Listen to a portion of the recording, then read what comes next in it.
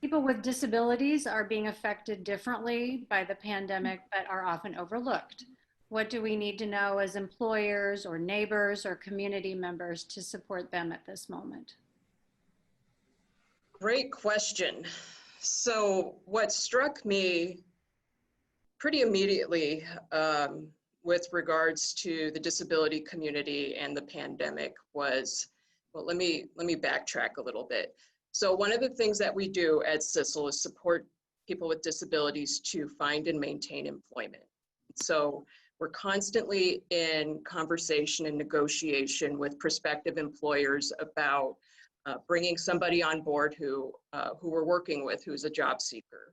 And many of the folks that we support are qualified and with reasonable accommodations would be a wonderful addition to any team in Central Iowa. And that includes individuals that would best thrive in a work situation that included a telework capacity to it, an ability to work from home. Pre-pandemic, what we heard a lot from prospective employers, oh, we can't modify this job so that a person can do it from home. That's just, we can't do that. We've never done that before. We wouldn't even know how to begin doing that. The pandemic hits and people start working from home. It's amazing. We know now that the capacity to work from home is much more of a reality for employers than what they may have thought it was prior to the pandemic.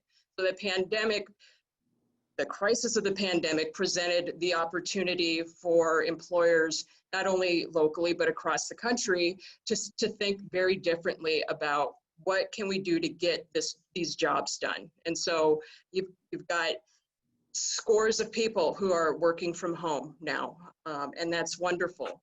I would invite employers to keep that in mind once the pandemic wraps up.